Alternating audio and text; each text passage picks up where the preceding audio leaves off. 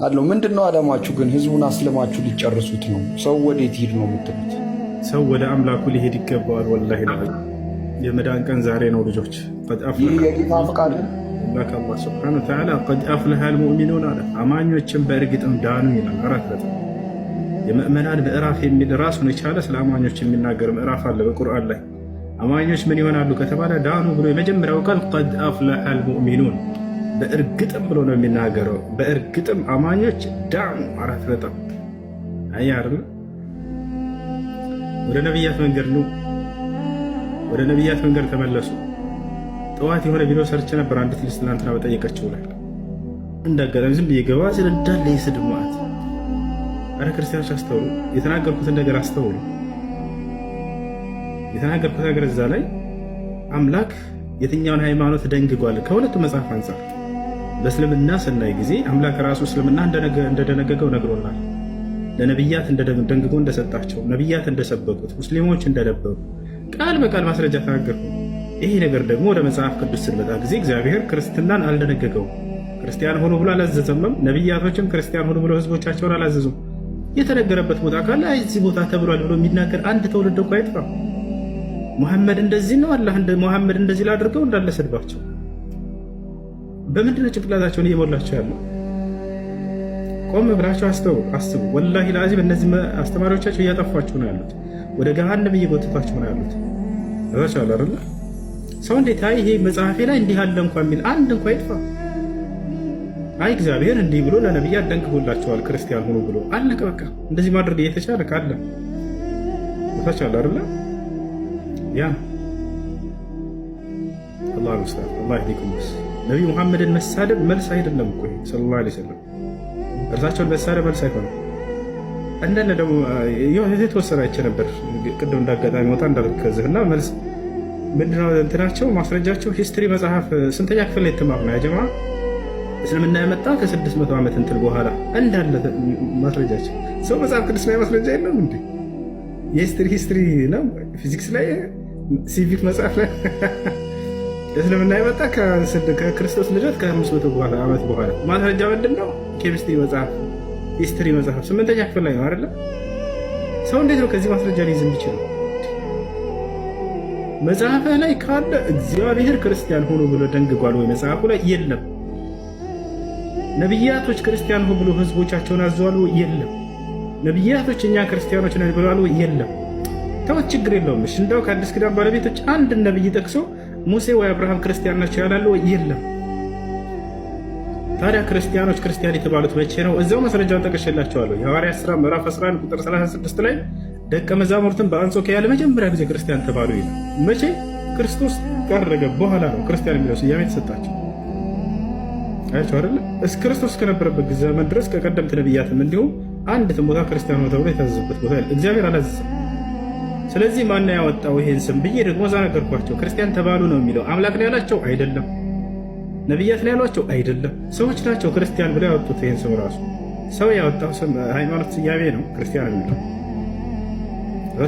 እስልምና ስንመጣ ስል ነቢይ ራሱ አይደለም ያወጣው አምላክ ራሱ። ወረዲቱ ለኩም ልኢስላም ዲና ይላል። ይህን እስልምናን ሃይማኖት ደነገግኩላችሁ ራሱ ይላል፣ ወደድኩላችሁ ብሏል። ሸረዐ ለኩም ሚነ ዲን ማ ወሳ ቢሂ ኑሐን ወለዚ አውሐይና ኢለይክ ወማ ወሰይና ቢሂ ኢብራሂመ ወሙሳ ወዒሳ ይላል። እነሆ ይህን እስልምናን ሃይማኖት እኔ ደነገግኩላችሁ ይላል ፈጣሪ ራሱ።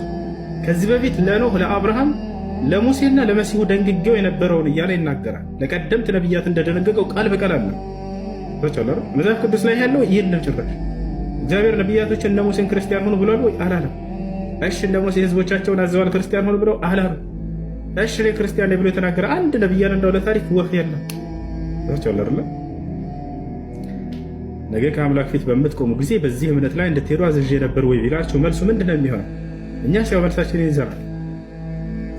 ወደዚህ ወደ ነቢያት ነገር እንጠራቸዋለን።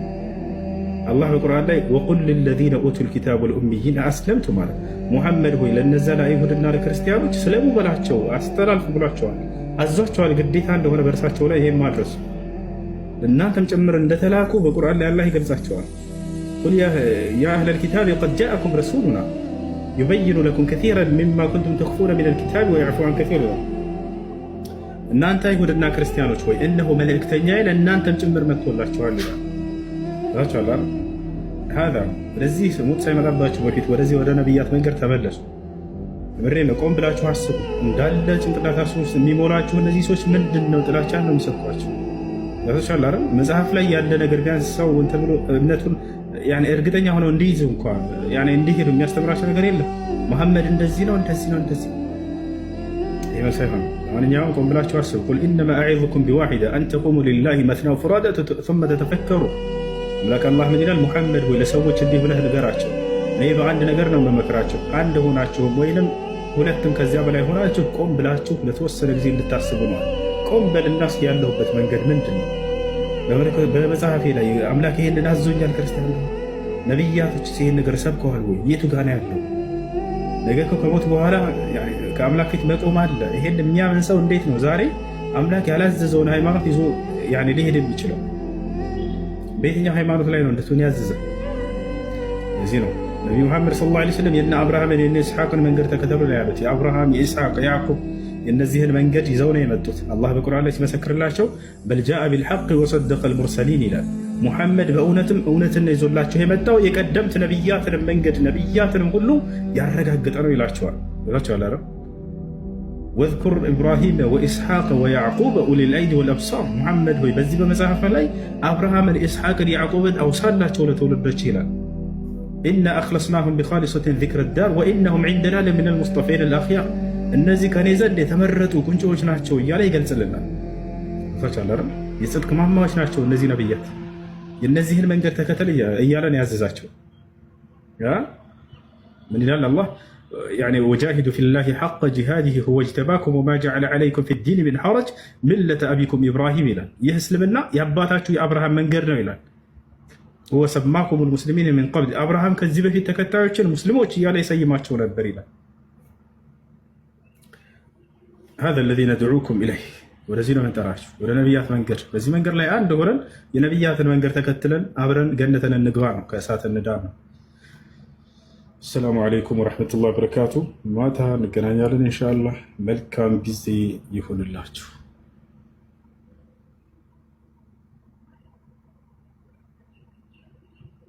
ወአለይኩም አሰላም ወራህመቱላሂ ወበረካቱ። ሃይማኖት ብለን ለጥፋላ መልስ የለህም ለተጠየቀው ጥያቄ በቅር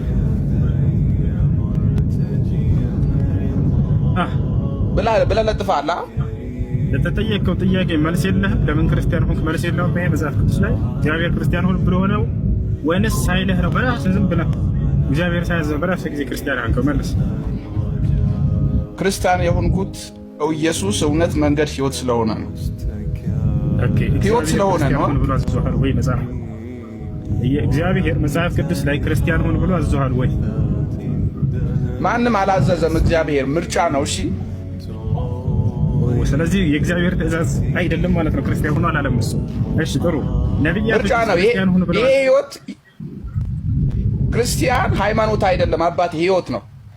ሃይማኖት ሳይሆን ህይወት ነው። ኦኬ፣ ክርስትና የሚባል ሃይማኖት ኖት ሪሊጂየስ፣ ክርስትና የሚባል ሃይማኖት የለም።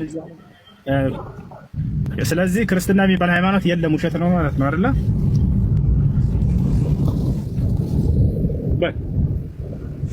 ትክክለኛ መልስ ጎበዝ ነው። የሲፊ ወይ እህት እያወራ ነው። ክርስትና የሚባል ሃይማኖት የለም ማለት መጽሐፍ ቅዱስ ላይ አምላክ አላዘዘበትም፣ ውሸት ነው አይደለ? ለምን ሆክ እኮ ነው ያልከኝ? በል እንጂ ለምን ሆክ እኮ ነው ያልከኝ? አይደለም እግዚአብሔር አዘዛል ወይ? እግዚአብሔር አዘዛል ወይ ክርስቲያን እንድትሆን? ስለ አላዘዘኝም አልክ። በራሴ ነው የሆንኩት፣ ምርጫዬ ነው አልክ። ስለዚህ መጽሐፍ ቅዱስ ላይ አምላክ ክርስቲያን ሁኑ ብሎ አላዘዘም፣ ውሸት ነው። ክርስትና የሚባል ሃይማኖት ከአምላክ ዘንድ አልተደነገገም ማለት ነው አይደለ? መጀመሪያ ክርስትና ዲፊኒሽን ንገረኝ። የክርስትና ዲፊኒሽን ወቅ መልሰሃል እኮ ክርስቲያን ሁኑ ብሎ አላዘዘንም አምላክ ብለናል አይደለ? ሳሞን የሱ መልስ አይደለም። መልሰሃል አትበል። የሱ መልስ አይደለም። አንተ እዛ እንደለመድከው እኔ ልታፋጥጥ አትችልም እኮ። ክርስትና ዲፊኒሽን ወቅ የኢየሱስ መንገድ ነው። ኢየሱስ ያሳየበት መንገድ ነው። ሰማኛ ቆይ አንተ የነቢያት ሃይማኖት እስልምና ብለሃል። አንተ አባቴ ማለት ትችላለህ? ነቢያት አባታችን ይሉ ነበረ እኮ። አንተ የነቢያት ሃይማኖት ከሆነ አንተ አባቴ ማለት ትችላለህ? እግዚአብሔር ከሞን ና ለዚህ መልስ ላይ ምንም ያገናኘው ነገር የለም። የምታነሳው የነቢያት ሃይማኖት ካለ የነቢያት ሃይማኖት ብለህ ከለጠፍክ ምን ትርጉሙ ምን ማለት ነው? መጀመሪያ ምን ማለት ነው?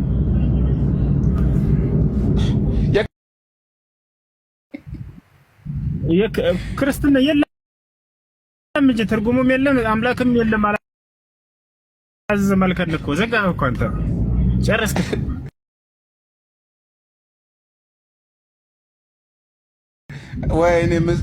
ወይኔ ምስኪን የምትሄድበት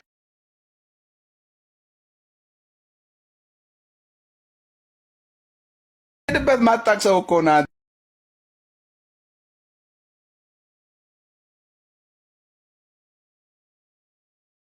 እኔ የዓለም አምላክ ኢየሱስን እንዳታይ አይምሮን ስላጨለመው ራስህ ነው ላንተ ነው። መጽሐፍ ቅዱስ ላይ ሉቃስ ወንጌል ምዕራፍ 1 ቁጥር 31 ላይ ምን ይላል? እነሆ ትጸንሻለሽ ወንድ ልጅንም ትወልጃለሽ ይላል። ይሄን ወንድ ልጅ አንተ ታመልከዋለህ አታመልከውም? መልስ። አንተ እጅና እግር ያለው ለምን ታመልካለህ? እጅና እግር ያለው እኮ ነው አንተ ራስህ የምታመልከው። መልስ ይሄ ነው። ኖ ኔቨር እኔ በቃልህ ነው አሚይዝህ እኮ መልስልሽ። አንተ ወንድ ልጅ ታመልካለህ አታመልክም? አንተ እግርና እጅ ያለው አይደለም የምታመልከው። የወንድ ልጅ አመልካለሁኝ መልስልኝ። ይሄን እኔ አመልካለሁ። ወንድ እጅና እግር ያለው እኮ ነው። እጅና እግር ያለው ምናልባት ጾታ የሌለው ሊሆን ይችላል። እንዳለው አሳየን። እሺ ክፈት ማስረጃ። ምን ያለው አውጣው ማስረጃ እንዳለ ላሳየህ። አዎ ክፈት። የለውም በለኝ። እሺ የለውም ብለህ ንገረኝ። መልስ የለውም ማለት የለውም በለኝ እስኪ አንተ የለውም በለኛ። የለውም ያልኩህ የለውም። አዎ የለውም። ኦኬ አላህ የለውም። እጅና እግር የለውም። ክፈት አውጣ። እጅና እግር የለውም። ክፈት። ሰማነህ እኮ ያልኩልህ፣ የምትፈልገውን አልኩልህ። አውጣ። የለህም አይደል? ማስረጃ ይሄ አይደል? እኔ አመጣልህ። ቀድመህ ግን እሱ የለውም በለኝ። ጦጣ አያቸው አይደል? እንደዚህ ናቸው ክርስቲያን። ያፍሩበታል። ወንድ ልጅ ማምለካቸውን መጽሐፋቸው ይናገር፣ ግን ያፍሩበታል። ወላሂ ያፍሩበታል። እሺ ወንድ ልጅ መመለክ እንደሌለበት ያምናሉ። ገብታችኋል አይደል? ከሙስሊሞች ፊት ቆሞ ይሄንን መናገር እንደሚያሳፍር ስለሚያውቁ በቃ ይሄንን መመስከር አይፈልጉም። ሉቃስ ወንጌል ምዕራፍ 1 ቁጥር 31 እነሆ ትጸንሻለሽ ወንድ ልጅንም ትወልጃለሽ፣ ይሄን ወንድ ልጅ ታመልካላችሁ ብሏቸው በጣም ነው የሚያፍሩት፣ በጣም ነው የሚሸማቀቁት። በዚህ ስለሚያፍሩ ከሙስሊሞች ፊት ስለዚህ አወሩ። ስለዚህ ስትጠይቋቸው ቀጥታ መሐመድ እንደዚህ መሐመድ አግብቶ መሐመድ ሚስት እንትን ብሎ ሹባድ ወንድ ልጅ ከማምለክ አያስወጣም አያስመልጥም። ስለ ነብዩ ሰለላሁ ዐለይሂ ወሰለም መናገር ክርስቲያን እንደውም እግዚአብሔር ከአንድ በላይ ማግባትን ደንግጓል። ምን ትያለሽ? ምናሳይሽ? እግዚአብሔር አንድ ሰው ሁለት ሚስት ቢኖሩት በምን ሁኔታ ሁለቱን ማስተዳደር እንዳለበት ህግና ስርዓት አውጥቷል። ላሳይሽ ማስረጃ። እስቲ ለምና ላይ ስላለው ትዳር ነው ማለት እንዴት ነው? እኔ ክርስቲያን ነኝ፣ ግን በቃ አንድ ስጋ ይሆናሉ ነው የሚለው መጽሐፍ ቅዱስ ላይ።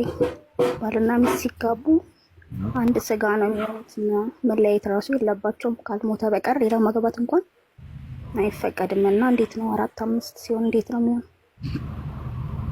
በመጀመሪያ ካነጻጸርሽ የግዴታ እንድናነጻጽር እንትን እያልሽን ነው። መጽሐፍ ቅዱስ ላይ ከአንድ በላይ ማግባት ኃጢአት ነው ወይንም ከአንድ በላይ ማግባት ዝሙት ነው ተብሎ የተገለጸበት ቦታ የለም። እንደዚህ የሚል የለም። እንደ እስልምና ከመጣ ለማስተዳደር አቅም ካለው ያግባ። አንድ ሲያገባ ይዛኔ አቅም ሊኖረው ይገባል ሁላ። ከሌለው አይፈቀድለትም አንድ ማግባት ራሱ። ከአንድ እንጀምርና ማለት ነው። አላህ በቁርአን ላይ ተናግሯል። ነብዩ ሰለላሁ ዐለይሂ ወሰለም ሐዲስ ላይ ተናግረዋል። ወሊየስተዕፊፍ الذين لا يجدون نكاحا حتى يغنيهم الله من فضله። እነዚያ ለማግባት አቅም የማይኖራቸው ሰዎች አላህ ከትሩፋቶች ካብቃቃቸው ድረስ ከጋብቻ ይቆጠቡ እያለ ይናገራል። ይህ አቅሙ ሳይኖረው ሊያገባ ይችላል። ነቢያችን ሰለላሁ ዐለይሂ ወሰለም ሐዲስ ላይ ሲናገሩ ምን አሉ? ያ ማዕሸረ ሸባብ መን ስተጣዐ ሚንኩም አልባአተ ፈልየተዘወጅ አሉ። እናንተ የወጣት ስብስቦች አሉ ወንዶችን ሲያናግሩ ከእናንተ የጋብቻን ጣጣ መቋቋም የሚችል ካለ ያግባሉ። ካልቻለስ ማግባት አይችልም። አንድ ራሱ አይፈቀድለትም። አንድ ራሱ አይፈቀደለትም አቅሙ ከሌለው። ወመን ለም የስተጢዕ ፈዐለይሂ ቢሶም ፈኢነሁ ለሁ ዊጃእ የማግባት አቅምና ችሎታ ከሌለው ደግሞ እንዳያገባ ሰው ጾምን ይጹም አለ። ያያችሁ አይደል? ምክንያቱም ይሄ ሰው የሰውን ህይወት በራሱ ላይ ጨምሮ አምጥቶ ማጨናነቅ የለበትም እና ሴት ልጅ ነው ወጥቷል አይደል? የማስተዳደር አቅሙና ችሎታ ሲኖረው ጊዜ ነው። አንድ ሁለተኛ ለማግባት ሰውየው ሁለተኛ ለማግባት እንዲሁ በጣም ከባባድ የሆኑ መስፈርቶች አሉት። እነዚህም መስፈርቶች ካሟላ ነው የሚፈቀድለት። እነዚህ መስፈርቶች ካላሟላ አይፈቀድም። አንደኛ የማስተዳደር ችሎታ፣ አሁንም ሁለቱንም ሊኖረው ይገባል። ሁለቱንም የማስተዳደር ችሎታና አቅሙ ሊኖረው ይገባል። ፍትሃዊ መሆን አለበት። ሁለተኛው መስፈርት ፍትሃዊ ካልሆነስ፣ ለምሳሌ አንዳንዱ ሰው ሁለተኛውን በሚያገባ ጊዜ አንደኛውን እንደሌለች አድርጎ ይተዋል። ለዚህ አይፈቀድም። አላህ ከልክሏል። በቁርአን ላይ ሲናገር ምን አለ? ፈኢን ኺፍቱም አላ ተዕዲሉ ፈዋሒደተን አለ። ነገር ግን ፍትሃዊ ያልሆንም ብላችሁ ከፈራችሁ አንዲት ብቻ አግቡ ብሎ ቃል በቃል ተናግሯል። አንዲት ብቻ ብሎ የፈለገ ቢሊዮነር ሚሊዮነር ብትሆን ፍትሃዊ መሆን ካልቻልክ በሚስቶች መካከል አይፈቀድልም ሁለተኛ ማግባት። ይሄ ነው ትዳር ሳስብ እኔ አንድ ስጋ ማለት ወንድና ሴት በሚተኙ ጊዜ አንድ ስጋ እንደሚሆኑ ነው። እና አራት ሴት ሲሆን እንዴት ነው ማለት ትዳር እንዴት ነው በእናንተ? ከአንድ በላይ ማግባትን የሚከለክል አንቀጽ የለም እያልኩሽ ነው። መጽሐፍ ቅዱስ ላይ ከአንድ በላይ ማግባት ኃጢአት ነው ተብሎ የተገለጸበት ቦታ አለ። ወይንም ከአንድ በላይ አታግቡ ብሏል እግዚአብሔር። አግቡም አላለም። በእርግጥ ግን አንድ እንድናገባ ደግሞ የሚነግሩን አንቀጾች ደግሞ አሉ። አንድ መሆናቸው ለምሳሌ ማስረጃ ነው። እንደውም እግዚአብሔር ከአንድ በላይ ማግባትን ደንግጓል። ምን ትያለሽ? ምናሳይሽ? እግዚአብሔር አንድ ሰው ሁለት ሚስት ቢኖሩት በምን ሁኔታ ሁለቱን ማስተዳደር እንዳለበት ሕግና ስርዓት አውጥቷል። ላሳይሽ ማስረጃ። አንድ ኢብራሂም አላት አንድ ሰው ሁለት ሚስቶች ቢኖሩት ብሎ እግዚአብሔር ያወጣው ሕግ አለ። ያው አንድ ወደ ላይ ከፍ አድርገው ያው አንብቦ ይብሮ አንብቦ ከመጀመሪያው ለጀመረላት እሺ ምን ይላል መሰለሽ? ለአንድ ሰው አንዲቱ የተወደደች አንዲቱም የተጠላች ሁለት ሚስቶች ቢኖሩት ለእርሱም የተወደደችው ደግሞ የተጠላችውን ልጆች ቢወልዱ አለ። በኩሩም ከተጠላችው ሚስት የተወለደውን ልጅ ቢሆን አለ። ስለዚህ ለልጆቹ ከብቱን የሚወርስበትን ቀን ከተጠላችው ሚስት ከተወለደው በኩር ማነው ዘንድ አይገባውም ማለት አይገባውም። ስለዚህ ነገር ግን ከከብቱ ሁለት እጥፍ ለእርሱ በመስጠት ከተጠላችው ሚስት የተወለደውን ልጅ በኩር እንደሆነ ያስታውቃል። የኃይሉን መጀመሪያ ነውና በኩሩን የእርሱ ነው አለ። ስለዚህ እግዚአብሔር አንድ ሰው ሁለት ሚስቶች ቢኖሩት እንዴት አድርጎ ፍትሃዊ አድርጎ ማስተዳደር እንዳለበት ይናገራል።